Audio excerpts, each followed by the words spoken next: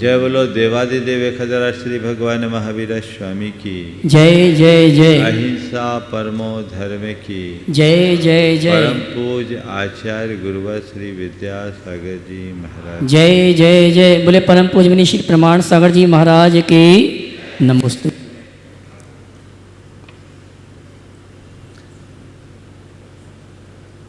जीवन को उन्नत बनाने के लिए उसे भीतर से निखारना जरूरी है। हमारा जीवन हमारे गुणों से निखरता है। व्यक्ति अपने जीवन में दो तरह की उपलब्धियों पर ध्यान देता है, एक बाह्य और दूसरी आंतरिक। बाहरी उपलब्धियों को व्यक्ति अपने धन वैभव के साथ जोड़ता है और ज़्यादातर लोग पूरा जीवन उसी के संग्रह और संचय में खपा देते हैं। लेकिन वह सारी उपलब्धियां यहीं छूट जाती है, साथ नहीं जाती। वो जीवन को बाहर से समर्थ बनाती है, सजाने और संवारने में सहायक बनती है। लेकिन असली उपलब्धि आंतरिक उपलब्धि है, जो धन वैभव से नहीं गुण वैभव से जुड़ी हुई है। हमारा गुण वैभव ज्यों ज्यों बढ़ता है त्यों त्यों हमारी चेतना निखरती है। अपनी चेतना को निखारने के लिए गुण वैभव के विकास की कोशिश करनी चाहिए और ये तभी संभव होगा जब हम अपने जीवन का गुणात्मक परिवर्तन करने के लिए कटिबद्ध होंगे। 16 कारण भावना जीवन के उसी गुणात्मक परिवर्तन का सबल आधार है और आज उसी क्रम में एक महत्वपूर्ण कड़ी है शक्ति तप। प्रत्येक व्यक्ति को तप करना चाहिए।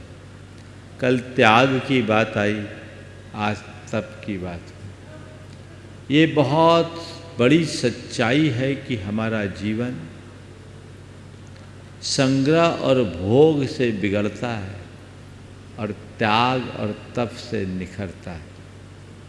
संग्रह और भोग की प्रवृत्ति से ऊपर उठते हुए जब हम त्याग और तप की प्रवृत्ति को अपनाते हैं तो हमारे जीवन में निखार आना शुरू होता है। आज एक सामान्य व्यक्ति की बात तो छोड़ दीजिए, हम जब तीर्थंकरों के चरित्र को पढ़ करके देखते हैं तो पाते हैं कि बड़े बड़े महापुरुष, चक्रवर्ती हुए, राजा महाराजा हुए, जिनके जीवन में सुख भोग के साधनों की कोई कमी नहीं रही, लेकिन उन्होंने भी उन सब को छोड़कर त्याग और तप का मार्ग अंगीकार किया। आखिर क्यों? जिनका सागर तक फैली धरती पर एक छत्र साम्राज्य रहा, जिन्हें इस जीवन में किसी प्रकार के सुख साधन की कोई कमी नहीं रही, फिर भी उनने त्याग तप का मार्ग क्यों अपनाया? आखिर क्या कमी रही? इस संसार में सब चीज़ें सुलभ हो सकती है, लेकिन सुख शांति की उपलब्धि बाहर नहीं भीतर ही होती है। संग्रह और भोग मनुष्य को एक प्रकार की मृत तृष्णा में दौड़ाते हैं और त्याग और तप उसे आंतरिक संतुष्टि देते हैं। मैं आपके अनुभव की बात करना चाहता हूँ। आप लोग पैसा कमाते हो, उससे खुशी मिलती है कि नहीं मिलती? मिलती है। पैसा कमाने की खुशी को एक तरफ रखिए और पैसे को किसी अच्छे काम में लगाने के बाद की खुशी को रखिए। दोनों प्रकार की खुशियों में कभी कोई अंतर का एहसास किया? आपने पैसा कमाया, साथ में खुशी आई, और कोई एक अच्छा काम, उस अच्छा काम जो स्वप्रेरणा से किया आपने, किसी के दबाव और प्रभाव में आए बिना खुद अपने भाव से आपने किया, खुशी मिली। दोनों खुशी को आजू बाजू में रख कर देखो, क्या अंतर महसूस होता है? हाँ हाँ, क्या अंतर? बोलो। ये तो सुनी सुनाई बात है भैया। अपने दोनों खुशी को सामने रखो, अंतर क्या महसूस किया आप बताइए, नहीं तो मैं तो बताने को बैठा ही हूं। मैं बता दूं, पैसा कमाने की खुशी एक पल को होगी और फिर उससे और अधिक कमाने की प्यास बढ़ाएगी, बढ़ेगी। ये टारगेट कर लिया, अब और कमाना है, उसको और बढ़ाना है। ये तुम बोल रहे एक जीरो, वो जीरो जीरो करते करते जीरो बढ़ाने में खुद को जीरो बना देते, जीरो बढ़ता ही रहता है, खुद जीरो हो जाते हैं। लेकिन अच्छा कार्य करने में संतुष्टि होती है ना। तो दूसरी तरह से मैं कहूं तो धन वैभव से अतृप्ति बढ़ती है और सत्कर्म करने से संतुष्टि मिलती है। जीवन में स्थायी संतुष्टि चाहिए तो संग्रह और भोग की वृत्ति से हटकर त्याग और तप की वृत्ति अपनाना आवश्यक है। जितना त्याग तप का आदर्श अपनाओगे, जीवन उतना बेहतर बनेगा। कुछ न होने पर कोई त्याग करे बात जुदी है, पर सब कुछ होने पर भी जो सबका त्याग करने के लिए तत्पर हो जाए, असल त्याग वही है। कल मैंने त्याग की बात की थी, आज तप की बात। खुद को तपाना जरूरी है। अपनी चेतना का विकास करना है तो तपना पड़ेगा। लोक हो या लोकोत्तर, किसी भी क्षेत्र में आगे बढ़ने के लिए खुद को तपाना पड़ता है। यहाँ तपाने का मतलब खुद को खपा देना, खुद को झोंक देना, खुद को पूरी तरह लगा देना। आपको पैसा कमाने के लिए भी खुद को खपाना पड़ता है, क्योंकि मैं अक्सर कहता हूँ वही कुछ पाता है जो खुद को खपाता है। वही कुछ पाता है जो खुद को खपाता है। कुछ पाना चाहते हो तो खुद को खपाओ, लेकिन तुमने अभी तक खुद को खपाया है केवल धन वैभव पाने के लिए, और उस खपाते खपाते खुद को खो दिए। सच्चे अर्थों में खुद को पाने के लिए खुद को खपाओ तो वो गुण वैभव की वृद्धि होगी। उसी का नाम तप है। तपस्या जो हमारी सारी समस्याओं का निदान कर दे, उसका नाम है तपस्या। चार बातें आज आप सबसे कहूँगा। तप क्या, तप क्यों, तप कब और तप कैसे। तपस्या की महिमा आप लोगों ने खूब सुनी। कई बार मन में तप करने का मनोभाव भी जगता है, लेकिन तप है क्या? कभी आपने सोचा तपस्या किसको बोलते हैं?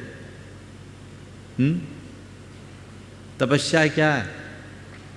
प्रायः जब कभी भी हम तप की बात करते हैं तो हमारा ध्यान ऊपरी तप पर हो जाता है। मैं कहूं कि ये आदमी बड़ा तपस्वी है। आपके सामने कैसे व्यक्ति की छवि उभरेगी?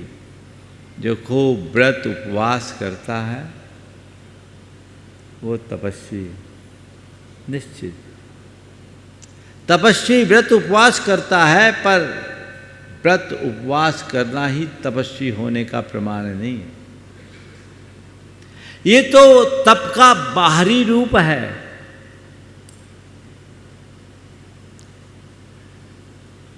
व्रत उपवास करना तप का बाहरी रूप है। असल तप क्या है? अपने मन में क्षमता, सरलता, विनम्रता और संतोष जैसे गुणों को प्रकट करना वास्तविक तप है।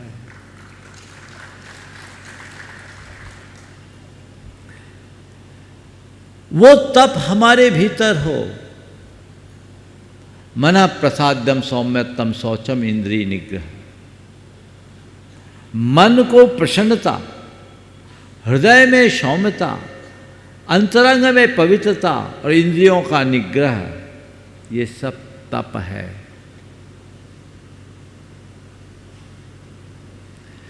अच्छे बुरी किसी भी स्थिति में अपने मन में समता बनाए रखना ही सबसे बड़ी तपस्या है।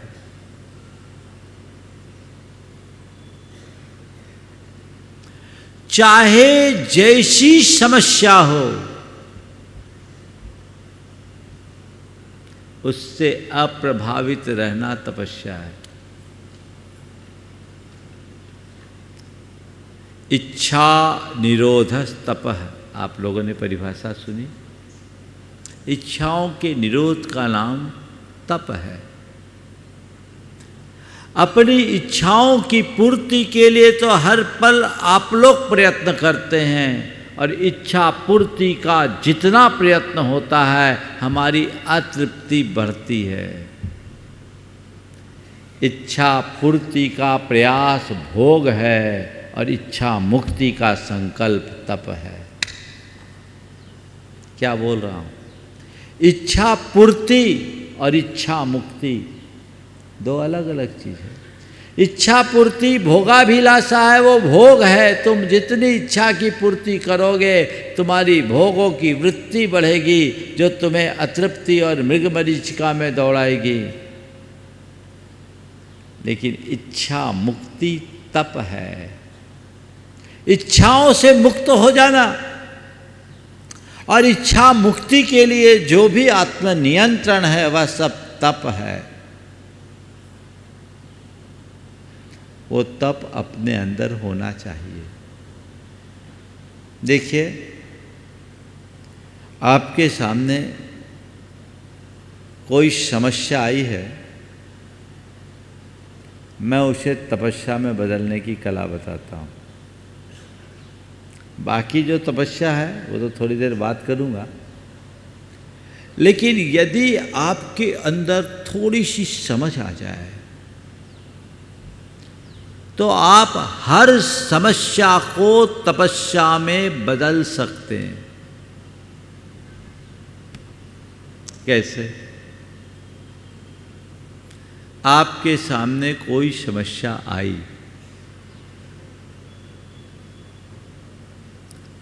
मान लीजिए कोई बीमारी आई, समस्या है ना। लोग कहते हैं बीमार आदमी तो चाह करके भी तपस्या नहीं कर सकता, और मैं आपसे कहता हूँ अगर बीमार आदमी के अंदर सही समझ है तो बहुत बड़ी तपस्या कर सकता है। बीमारी एक समस्या है, पर दृष्टि घट जाए तो वही तपस्या बन सकती है। कैसे? मेरे अंदर बीमारी आई है, बाहरी कारण कोई इन्फेक्शन है, भीतरी कारण मेरे कर्म का उदय, मेरे कर्म का उदय, मेरे अशुभ कर्म का उदय आया, इसकी वजह से ये बीमारी आई है। ठीक है, चिकित्सा कराना जो मेरे हाथ में है वो मैं करा रहा, लेकिन चिकित्सा कराने से आरोग्य नहीं मिलता। मात्र चिकित्सा से आरोग्य नहीं मिलता, चिकित्सा के साथ जब पुण्य जगता है तब आरोग्य मिलता है। ठीक है, बीमारी आई है, दवाई मैं खा रहा हूँ, जब जाएगी तो जाएगी। ये बीमारी नहीं, मेरे कर्म के काटने का निमित्त बनकर आई है। मुझे इसे समता से स्वीकार करना है, वही समस्या तपस्या बन गई। बनी कि नहीं? बीमारी को आपने भोगा समस्या, और बीमारी को क्षमता से झेला तपस्या। विपरीत परिस्थितियों में प्रभावित होना समस्या है, और विपरीत परिस्थितियों का स्थिरतापूर्वक सामना करना तपस्या है। मैं पुनः दोहरा रहा हूं, विपरीत परिस्थितियों से प्रभावित होना समस्या है, और विपरीत परिस्थितियों का स्थिरतापूर्वक सामना करना तपस्या है। जो परिस्थितियों से प्रभावित होते हैं वो समस्याग्रस्त रहते हैं, और जो समस्याओं में उलझे रहते हैं वो आगे नहीं बढ़ पाते, और जो परिस्थितियों से अप्रभावित रहते हैं वो तपस्वी होते हैं, और जो तपस्या करते हैं वो आगे बढ़ते हैं। लोक हो या लोकोत्तर, आगे बढ़ो, यही तुम्हारी असल तपस्या है। कोई भी समस्या हो, बीमारी हो, विपत्ति हो, वियोग हो या अन्य कोई विसंगति, समता, समता, समता के अभाव में की गई तपस्या तपस्या नहीं, केवल शरीर सुखाने का एक प्रयत्न है।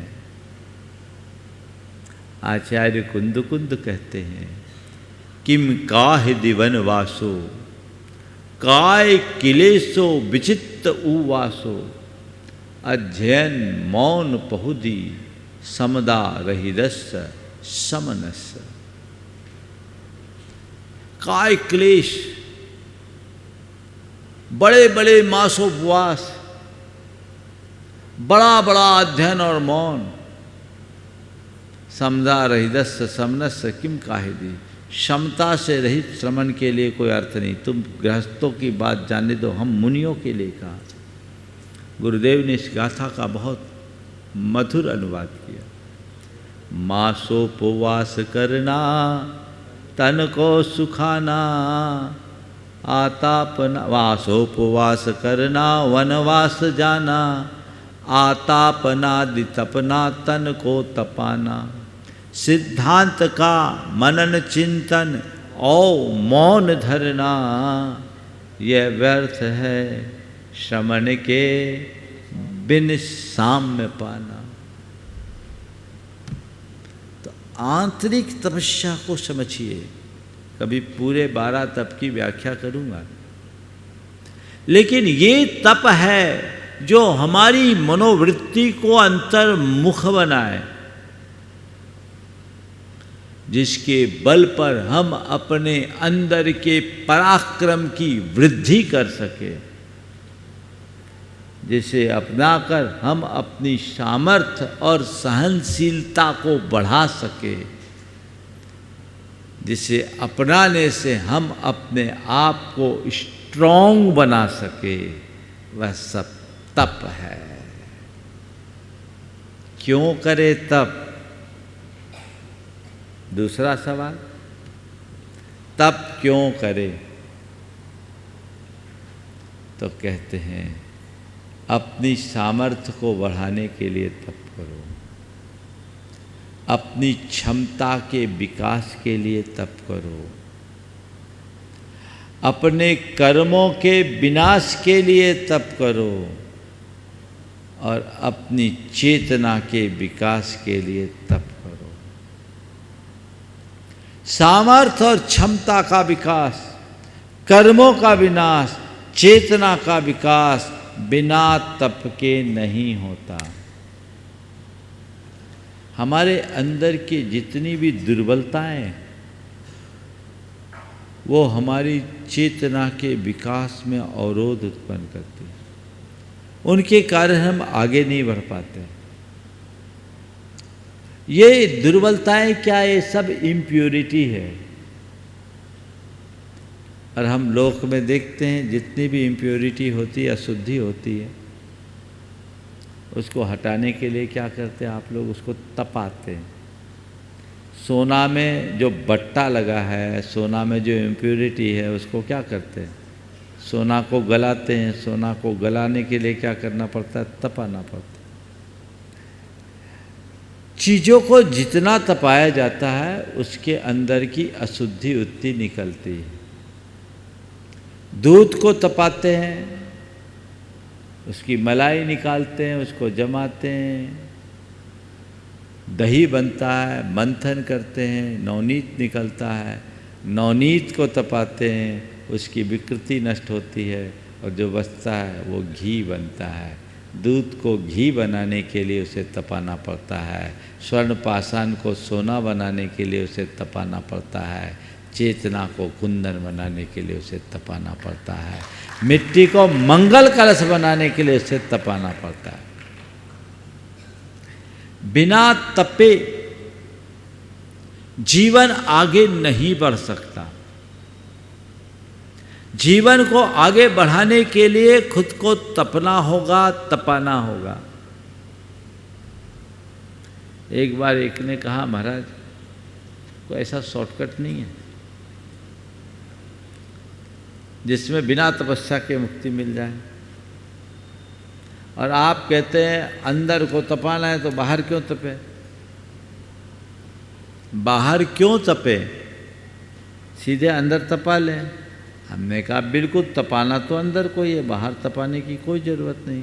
पर ये बता दे भैया, दूध को तपाने के लिए क्या करते हैं? दूध को तपाना होता तो क्या करते हैं आप लोग बोलो? कोई बर्तन में डालते हैं ना। बर्तन में डाल के दूध तपाते हैं कि सीधे सिगड़ी में दूध रख देते हैं? क्या करते हैं? बर्तन में दूध डालते हैं और तपाते हैं। तो किसको तपाते हैं? दूध को कि बर्तन को? हाँ, क्या? बर्तन को। कहते क्या हम दूध को तपा रहे हैं? क्या तपा रहे हैं? दूध को तपा रहे हैं। और तपता पहले क्या है? बर्तन तपता है। बर्तन के तपे बिना दूध नहीं तप सकता। तो दूध को तपाने के लिए बर्तन को तपाना जरूरी है ना? जैसे बर्तन को तपाए बिना दूध नहीं तपता, वैसे ही बाहर से तपे बिना भीतर का तप नहीं होता। ये सहायक है, लेकिन हमेशा एक बात ध्यान रखना, दूध को तपाने के लिए बर्तन तपाओ तब तो ठीक है, खाली बर्तन तपाना ना समझिए। तुम देख लो तप क्या रहा है, बर्तन या दूध, ये देखना है। बर्तन को नहीं तपाना, तपाना दूध को है। बर्तन एक माध्यम है। ये जितने भी हमारे त्याग तप के बाहरी आलम्बन है वो बाहरी है। उद्देश्य अपने परिणामों को निर्मल बनाना, विशुद्ध बनाना, और अंदर के परिणामों को विशुद्ध बनाने के लिए तप करना ही पड़ेगा। कुछ लोग कहते हैं महाराज ठीक आपने अभी बोला समता रखो, तो समता रखो, क्यों खाना पीना छोड़ो? हाँ, तो मैं आपसे कहता हूँ बिल्कुल तुम समता रखो, तुम्हारा कोई खाना पीना नहीं छुड़वाएंगे, और हम तुमको बढ़िया श्रेष्ठ तपस्वी का अभिवादन करा देंगे, प्रमाण पत्र भी दे देंगे। समता रखनी पड़ेगी। क्या रखनी पड़ेगी बोलो? समता। और कैसी समता? मिल जाए तो ठीक, न मिले तो ठीक, जो मिले सो ठीक, जैसा मिले सो ठीक, रखो समता। भोजन करो, मिल गया तो लेंगे, नहीं मिला तो क्लेश नहीं करेंगे। मन का मिलेगा तो भी लेंगे, नहीं मिलेगा तो भी लेंगे, क्लेश नहीं करेंगे। हाँ हाँ, क्या छूट? तुमको तो हम बोल रहे हैं जब मिले लो, जो मिले लो, जैसा मिले लो, 3 दिन करके देख लो, फिर मुझसे बात करना। मांगना मत और बोलना मत। खाना खा करके भी तुम तपस्वी कहलाओगे। और मैं बोलूं, बाद में तुम्हें आओगे, कहोगे महाराज इससे अच्छा तो उपवास ही ठीक था। बहुत कठिन है। हाँ, अगर तुम उपवास का अभ्यास करोगे, नीरस भोजन करने का अभ्यास रखोगे, उनोदर करने का अभ्यास रखोगे और इसका पहले से अभ्यास रखोगे ना, तो किसी दिन भोजन नहीं मिला तो व्याकुल नहीं होगे, मन का भोजन नहीं मिला तो परेशान नहीं होगे, आधा अधूरा भोजन मिला तो घबराओगे नहीं। चलो चलता है, यही तप है। अंदर की क्षमता को बढ़ाने के लिए बाहर से व्यक्ति को सहना सीखना चाहिए। यह अभ्यास है। आज तुम्हें भोजन मिल रहा है, कोई जरूरी नहीं कि कल भी तुम्हें भोजन मिले। जाओ जहाँ कोई व्यवस्था नहीं। 2010 में ऐसा हुआ था। बॉम्बे में बहुत ज़्यादा वर्षा हो गई थी और ट्रेन जहाँ के तहाँ 2-3 दिन फंसी रह गई थी। आप लोगों ने सुना होगा, हाँ, जहाँ के तहाँ ट्रेनें फंसी रह गई। कल भी हमने सुना, कल परसों गुजरात में बहुत ज़्यादा बारिश हुई है। अब फंस गए तो उसमें एक टिप्पणी आई थी कि सबसे ज़्यादा परेशान एसी वाले थे। अब 3 दिन फंसे, न खाना मिल रहा है, न पीना मिल रहा है, और न बिजली है, न बत्ती है। अब रहो, फंसे है सो फंसे। अब बोलो, अगर किसी को उपवास का अभ्यास रहता तो वहाँ समता रख सकता है कि नहीं? हो गया। कभी ऐसी सिचुएशन बन जाए, तुम नीरस भोजन करने का अभ्यास करो और पत्नी भूल से किसी दिन नमक न डाल पाए या कम नमक डाले, तो तुम चुपचाप रोटी खाने का अभ्यासी बनोगे कि नहीं? तुम्हारे अंदर क्षमता आएगी कि नहीं? क्योंकि सबसे ज़्यादा विषमता तुम लोगों की खाने के टेबल पर ही होती है, जबकि उस घड़ी सबसे ज़्यादा प्रसन्नता होनी चाहिए। होनी चाहिए। तो तप का अभ्यास करोगे, सहनशील बनोगे। तप का अभ्यास करोगे तो तुम्हारे अंदर की क्षमता बढ़ेगी। तप का अभ्यास करोगे तो तुम्हारे अंदर की सहिष्णुता बढ़ेगी, और तप का अभ्यास करोगे तो तुम्हारे अंदर की उदारता बढ़ेगी। जीवन के मूलभूत गुण हैं, इनको विकसित करने के लिए अपनाना जरूरी। मैं एक ऐसे व्यक्ति के बारे में पढ़ा, एक श्रावक थे, रस परित्याग के अभ्यासी, और उनके यहाँ उनकी माँ को कम सूझता था और वो अपनी माँ के हाथ का ही भोजन करते थे। देखो कैसा होता है एक गृहस्थ तपस्वी। भोजन में वो दलिया ले रहे थे और माँ ने क्या 2 हांडी थी जो खाने की दलिया भी थी, और उनके घर में भैंस पली भी थी, उनका दर्रा का दलिया था।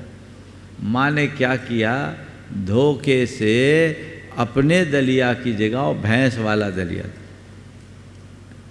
और भैंस का दलिया उनने परोसा और उन्हें प्यार से प्रेम से खा लिया। बाद में जब पता लगा ये तो भैंस का दलिया दे दिया, बहुत गलती, माँ को बहुत तकलीफ हुई। तो क्या कहा, माँ तेरे हाथ का तो जहर भी अमृत जैसा हो सकता है, ये दलिया है, और तुम कह रही हो तो मुझे मालूम पड़ा कि भैंस का दलिया है। मैंने तो भरपेट भोजन कर लिया, पता ही नहीं चला कि मैं क्या खा रहा हूँ। ये है रस विजय। हो सकता है तुम्हें थोड़ा सा कुछ ऊपर नीचे मुंह बनाओगे। मुंह बाद में बनता, मूड पहले बिगड़ता है। अपने मूड को ठीक मोड में बनाए रखने के लिए आपको तपस्या करना जरूरी है। अभ्यास कीजिए, प्रयास कीजिए। हमेशा ध्यान रखना, आचार्य कुंद ने एक बहुत अच्छी बात लिखी, सुहेन भाविदम नानम दूहे जादे विनस्सदी तम्हा जहा बलम जोई भाव दुखस भावना। सुख से प्राप्त किया हुआ ज्ञान दुख आने पर विलीन हो जाता है। सुहेन भाविदम नानम दुखे जादे विनश्यति। सुख से प्राप्त हुआ ज्ञान दुख आने पर विलीन हो जाता है। इसलिए हे योगी, जब तक तुम्हारे पास बल है दुख सहने की भावना भाव, अनुकूलता में अभ्यास करो, तब आगे बढ़ोगे। ध्यान रखना, कठिन समय मजबूत इंसान को जन्म देता है। मजबूत इंसान सरल समय को प्रकट करता है। कठिन समय मजबूत इंसान को जन्म देता है। मजबूत इंसान सरल समय को प्रकट करता है और सरल समय कमजोर इंसान को जन्म देता है। बात समझ में आ रही? तुम्हारे सामने चुनौतियां होंगी, कठिनाइयां होंगी, परेशानियां होंगी, तो तुम अंदर से स्ट्रांग बनोगे। और यदि तुम अंदर से स्ट्रांग बन गए तो अपनी सारी कठिनाइयां, चुनौतियों, परेशानियों को पार करके अपने जीवन को स्मूथ बना लोगे, सरल बना लोगे। लेकिन जिस व्यक्ति के जीवन में कोई कठिनाइयां नहीं, कोई परेशानी नहीं, कोई मुश्किलें नहीं, कोई चुनौतियां नहीं, सरलता से स्मूथ चल रहा है, तो व्यक्ति कमज़ोर हो जाएगा। इसलिए अपने आप को मजबूत बनाए रखना चाहते हो तो कठिनाइयों का सामना करने का अभ्यास करो। तुम्हारे सामने अनुकूलताएं हैं तो भी चीज़ों का त्याग करना शुरू करो। इसी का नाम तप है। उपलब्ध संसाधनों को भोगने की इच्छा न करना इच्छा निरोध है, और इच्छा निरोध ही तप है। उनका त्याग करो। ये तप तुम्हारे जीवन को ऊंचा उठाएगा। हर व्यक्ति को यह अभ्यास करना चाहिए। मुझे बाहरी और भीतरी दोनों प्रकार के तप की तरफ दृष्टि रखनी चाहिए। ऐसी दृष्टि अंतरंग में विकसित हो जाए तो जीवन का काया पलट होगा। फिर घबराहट नहीं होगी। थोड़ी सी मुश्किल आने पर लोग पस्त हो जाता, अब क्या करें रहे, ठीक है आया है देखेंगे। एक तपस्वी का मनोबल बहुत ऊंचा होता है। दूसरे शब्दों में कहूँ, जिसका मनोबल ऊंचा होता वही तपस्वी होता है। तो अपने मनोबल को ऊंचा रखो, स्थितियों का सामना करो, जीवन को आगे बढ़ाओ। आप लोगों को मैनेजमेंट का पाठ पढ़ाया जाता है ना, हमारा इनर मैनेजमेंट यही सिखाता है। बैलेंस रखो, बैलेंस लाइफ होना चाहिए। कुछ भी हो जाए ठीक है, कलम का उदय, ये बाहर का है, भीतर हम स्टेबल है। वहां कुछ परिवर्तन है ही नहीं। बाहर कुछ आया उलट फेर, ठीक है इसे झेल लेंगे, इसे पार करेंगे। ऐसा दृष्टिकोण अगर अंदर विकसित हो गया तो आप जीवन में कभी विफल नहीं हो सकते, हार नहीं सकते, जीवन आगे बढ़ेगा। ऐसा तप करे तो तप क्यों करे? अपने जीवन को मजबूत बनाने के लिए, परिस्थितियों के अनुकूल ढालने के लिए, अपनी चेतना को निखारने के लिए, अपने क्षमताओं के विकास के लिए और अपने कर्मों के विनाश के लिए तप करे। ये जरूरी है ना। गुरुदेव कहते तन मिला तुम तप करो, करो कर्म का नाश, रवि शशि से भी अधिक है तुम में दिव्य प्रकाश। तन मिला है तप करो। तपस्या से तुम ताकतवर बनोगे, कमजोर नहीं। इस बात को गांठ में बांध लेना। प्राय लोग तपस्या का नाम सुनते ही उनको सांप सूंघने लगता, कैसे होगा? नहीं, अंदर बाहर की तपस्या होगी, तुम अपने सामर्थ्य को और बढ़ा महसूस करोगे, तुम ताकतवर बनोगे, कमज़ोर नहीं। इसलिए तप के प्रति अभिरुचि बनी रखनी चाहिए। तप कब करे और तप कैसे करे? तप कब करे? जब समझ में आ जाए तब करो। तप की कोई उम्र नहीं होती। प्राय लोग कहते हैं तपस्या की बात करो, तो यंगस्टर्स से बात कहा जाए, अभी हमारी उम्र कहाँ है, अभी हमारी उम्र कहाँ है। और बूढ़ों से कहो तो वो कहेंगे अब हमारी उम्र कहाँ है। जवान कहते हैं अभी हमारी उम्र कहाँ, और बूढ़े कहते हैं अब हमारी उम्र कहाँ। तो भैया आप बताओ, मैं तो जवानों से कहता हूँ बूढ़ों को देख लो, जो कहते बेटा अब हमारी उम्र कहाँ बची, तो कल तुम्हारे अंदर ऐसी मायूसी, लाचारी और बेबसी प्रकट ना हो, इसलिए अभी सावधान हो जाओ, अभी ही तुम्हारी उम्र है। यौवन को तप में लगाओ, तभी जीवन का उत्कर्ष होगा।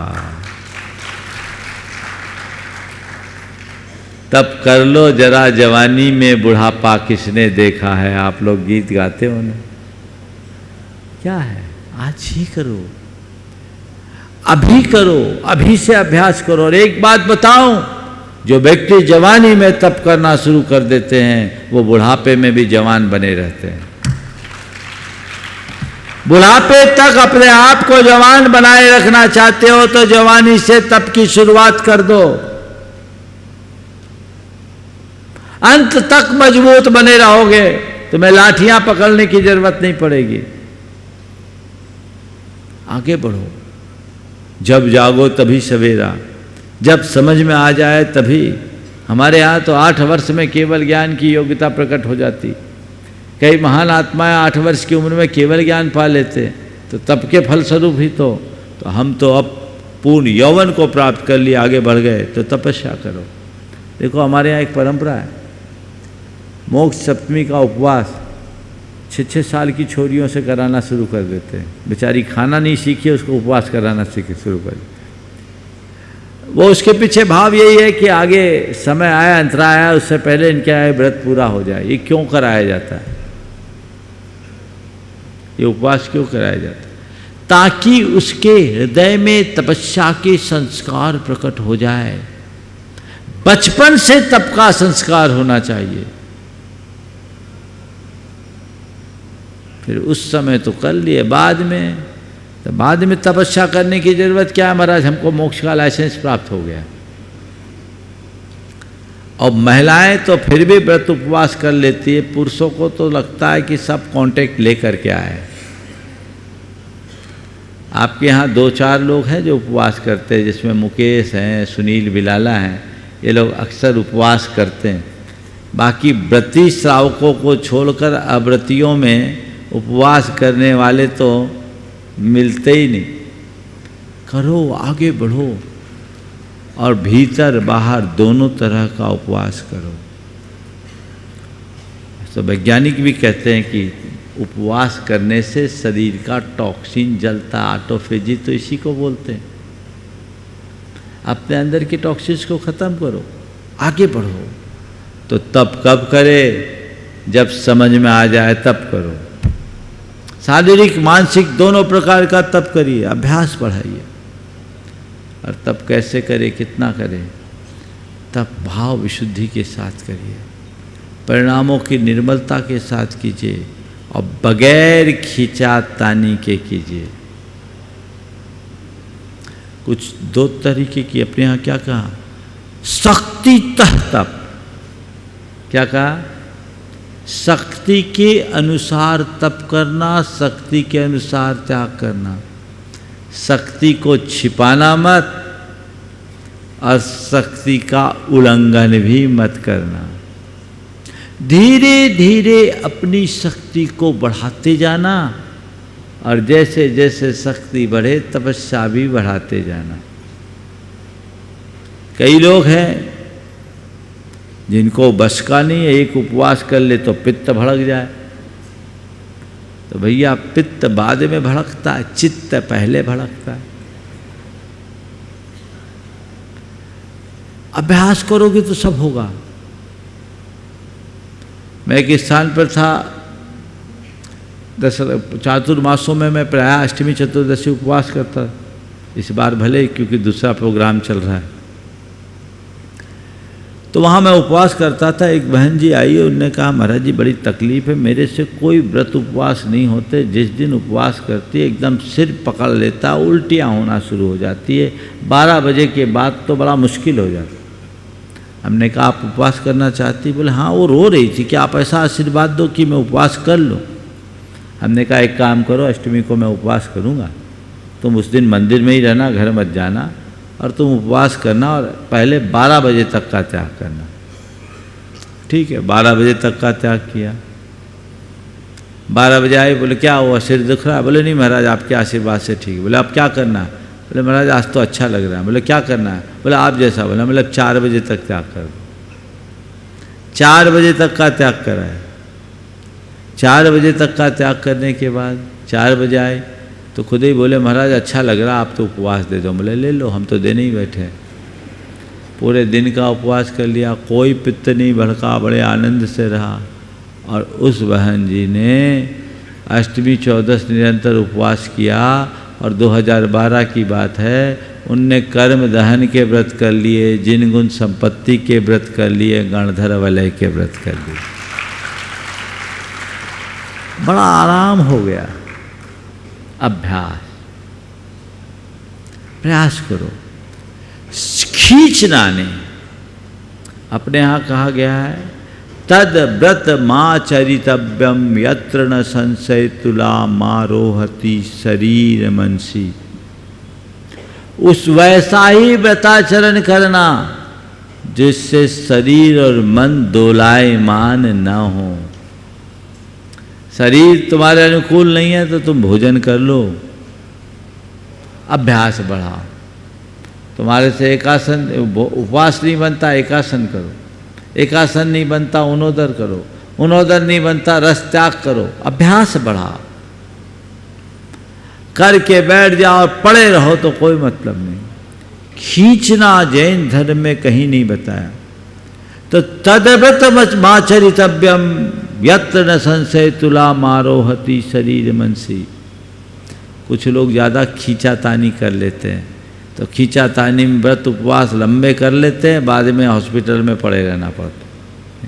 अभ्यास धीरे धीरे धीरे धीरे अभ्यास करने से शरीर ढलता है और चेतना का विकास होता है।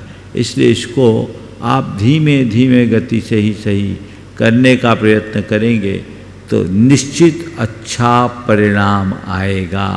भाव विशुद्धि के साथ अभ्यास पूर्वक बढ़ाते जाइए, बढ़ाते जाइए, बढ़ाते जाइए।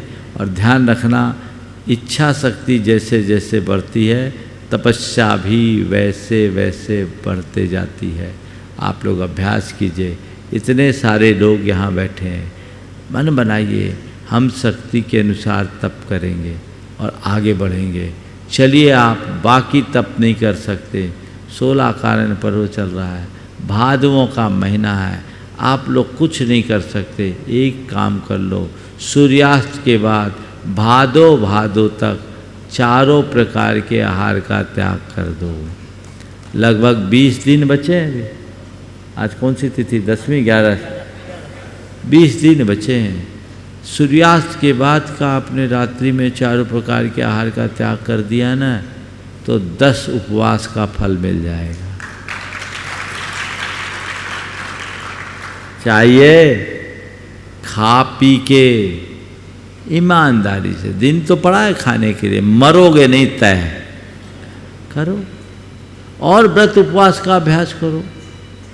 पुरुष वर्ग को भी आगे बढ़ना चाहिए, थोड़ा उत्साहित होइए।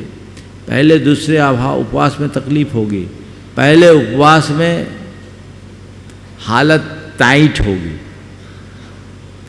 दूसरे में थोड़ी लाइट होगी और तीसरे में एकदम राइट हो जाएगी। पता ही नहीं लगेगा कि उपवास किए हो कि नहीं किए हो। अभ्यास सब कुछ बनाता। हमारे महाराज को देखो, एक आहार एक उपवास लग रहा है और हम खाए पिए से अच्छे दिख रहे है ना। इधर देखिए, कैलाश जी हैं अपने अजमेर वाले, आज 10वां उपवास है, 11वां उपवास है। और 32 करेंगे, आपसे ज़्यादा अच्छे बैठे। अभ्यास, हाँ, उन्हें कुर्सी की ज़रूरत नहीं है, आराम से बैठे। हाँ, पूरे साल में 150 उपवास होते हैं, खाने के दिन से ज़्यादा उपवास के दिन।